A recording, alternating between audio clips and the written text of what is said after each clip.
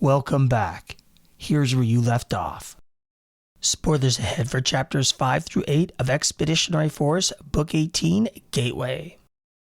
So we are completely wrong again. Skippy came back. The battle scenes, in other words, the outsiders lost and get out of there. And all the mech salt ship became a lump of steel, so the task force decided to destroy it. And Skippy came back because he did some math thing, some calculations. I love how you're like, as much like, as Joe, you're like a math yeah. thing. I love how you're doing Yeah, just like Joe does. So Skippy's alive. He didn't fall down in stars when he was doing the math and the computation. And I'm like, oh, this makes a lot of sense. And granted, I'm not a mathematician, but it does make sense, I think. Based on sci-fi math, it does make sense. Thank you. And it was actually pretty good. I was hoping that Skippy's not going to show up later on because like we said last episode, it'll be nice to have humans to figure out exactly what's going on. And to be honest with you, they did figure it out by themselves without Skippy, right? And the big surprise was Nagatha, in my opinion. But overall, it was a I'm not surprised by that. I'm not surprised You know what? at all. I am not surprised Really? 2 ways to Sunday about that. That was the one thing that didn't surprise me about this because, I mean, in a way, I thought that Nagatha would have him back her up or whatever, so forth and so on. The excuse he gave is that they knew it was going to be a dangerous mission and her matrix would be a lot, and so she won't remember what happened during the battle or whatever, and that's all great and wonderful. I assume in the epilogue at the end of the book, Nagatha will be back or something like that.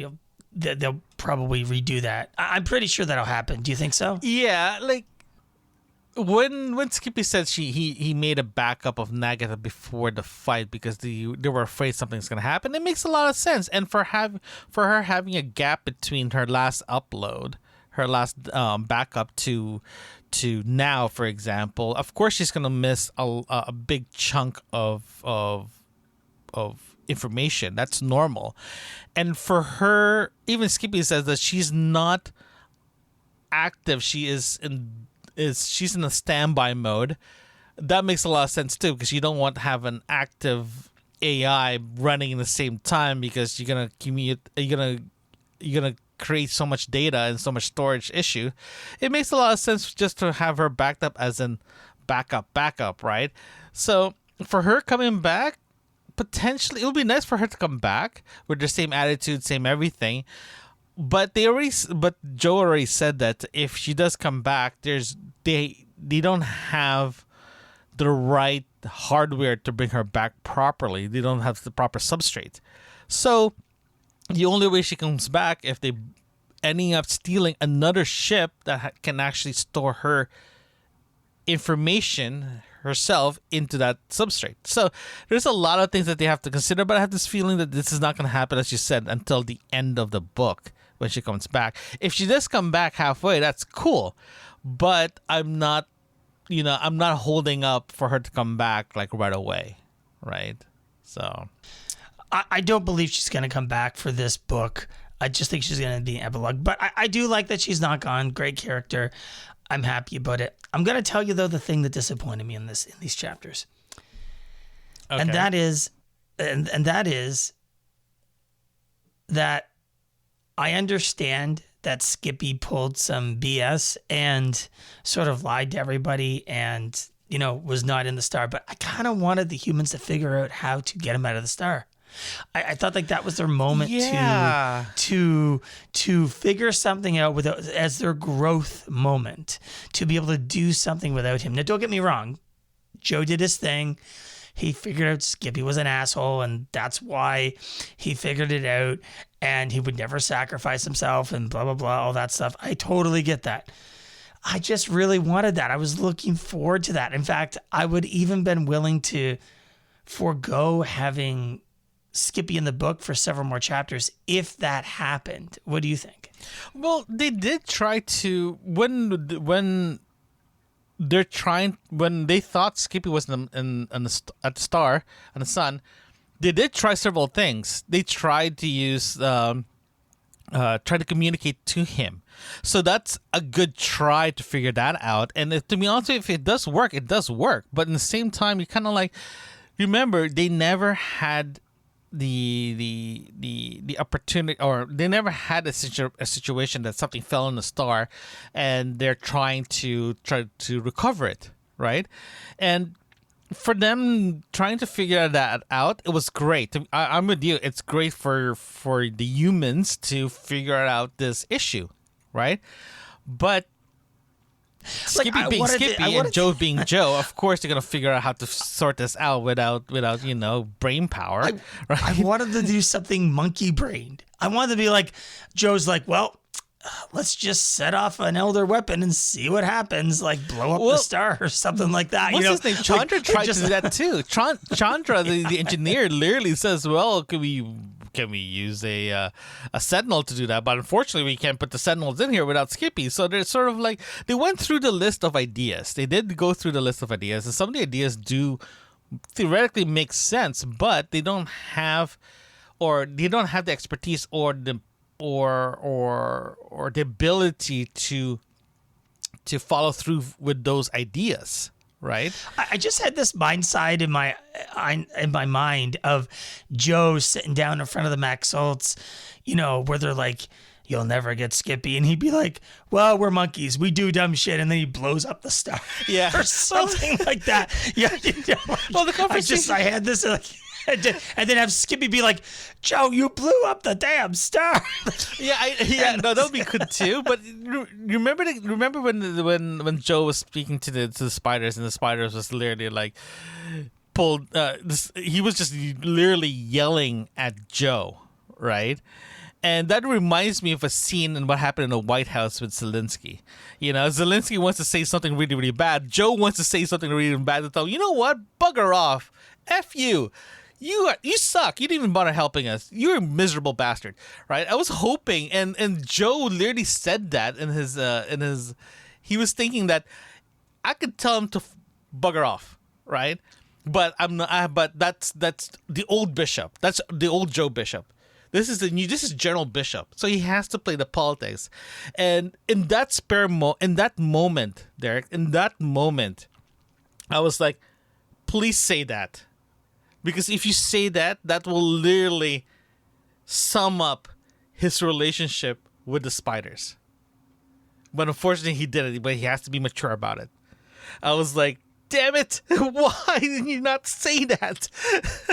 So it was Joe showing his frustration, but at the same time, he's been put in a situation of trying to solve the Skippy issue, and the admiral said they already made a decision that they had to go back to Earth, right? And for the general to say, yeah, we lost Skippy, we lost people. Well, the loss is acceptable based on predicted whatever. And when they said, well, we lost Skippy, and Grumpy was celebrating, right? And that's when you're like, okay, so we have these two scenes. One scene is they found Skippy, but they're not saying anything about it yet. Now there's another scene where the fleet's back on Earth, telling everyone that they lost Skippy. Right? This is when it's going to be very interesting, in my opinion, that you have these two storylines that's going to be a very typical Expeditionary Force when they go back. Hey, he's alive. Now praise me. Now praise me.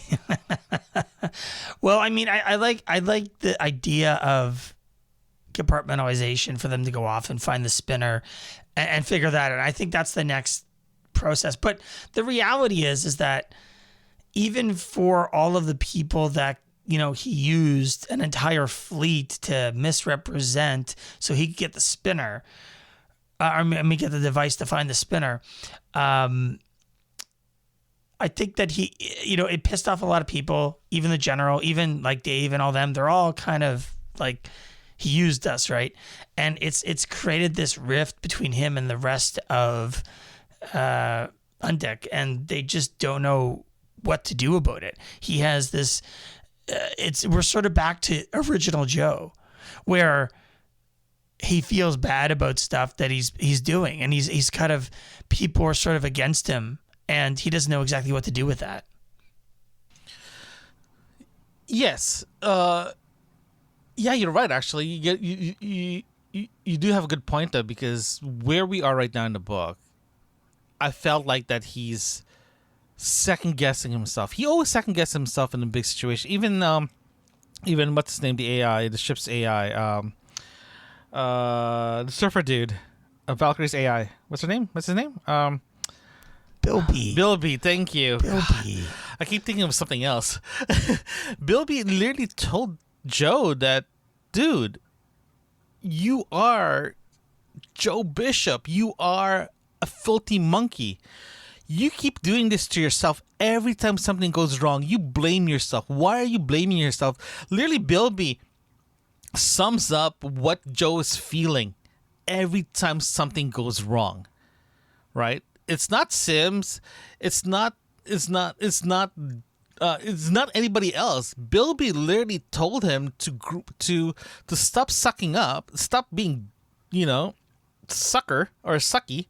Just deal with it. You always deal with this. Just move on. And that was very nice that the relationship between Bilby and Joe was like there. Compared to... I did kind of like that. Yeah. I was enjoying that as they were building it up. I mean, before we got back to Skippy. But, of course, when Skippy comes back and he sort of takes charge of everything, I just wonder, we're getting into having the conflict with the outsider again. The weird thing is as they were going through, they were taking steps to make sure that the outsider, the Mexels, couldn't figure out what was going on. They were trying to find Skippy. But in the end, it seems like they failed. I'm just wondering how that's going to play out now. Yeah, this is actually kind of interesting because there's I think it was chapter 9 or even 8. Remember the part when they were trying to the outsider was following them, right? And they were jumping every 3.5 minutes, every 4.5 minutes, right? And they jumped like 5 or 6 times, and their engine's about to just warning out. And that little area, that little scene reminds me of a little show called Battlestar Galactica, the remake, when they were jumping every you're talking about you're actually talking about yeah. The episode 33. It's like the second episode of the show. Yes. I remember that. Yeah, and they're like doing it like every 33 minutes they have to jump because they find them. Yeah. Yeah. So that point, I was like, wow. Like, it's. I don't want to say it. It was similar to that because they were the Valkyrie crew is exhausted. They don't know how they're being followed. They tried everything. Right, and one thing that led to the other is just some anomaly of one of the reactors. That's when they figure it out. There's something wrong with that, right? And the scene of Joe trying to figure that out was very interesting because he tried everything. He even got rid of a communication node. He tried. He even went to the engineering and started talking to the engineering people, and something keeps coming up. It's like, oh, we have an anomaly, but the anomaly, it's so minute, it's so nothing that no one cares, right? But Chandra ending up putting a team to deal with it, but it's considered not priority. So they're just brushing it aside, right? Just to keep them working. And that's when Joe's like, are you sure this is an anomaly? And when he asked the questions, like, when did this started? Oh, it started when the just after the battle of the outsider, when we got into to the planet, to the stars. I'm like, can that be connected? It never, to me as a reader, I did not connect that together until it happened, right? It's so minute, but the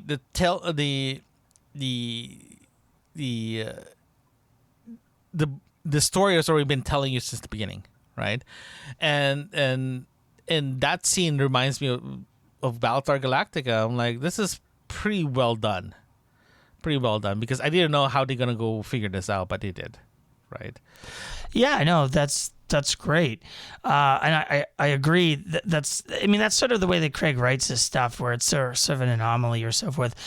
I do wonder though, is the next few chapters going to be about finding the spinner, or is it going to be more about fighting off the outsider?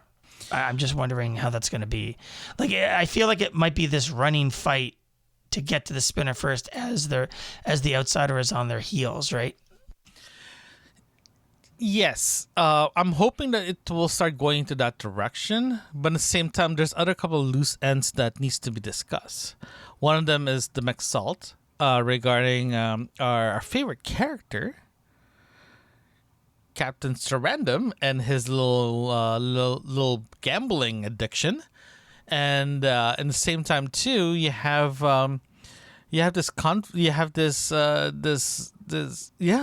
two stories that's actually sitting beside the main story. It's Corandum and the McSalt, and the McSalt is finally realizing that their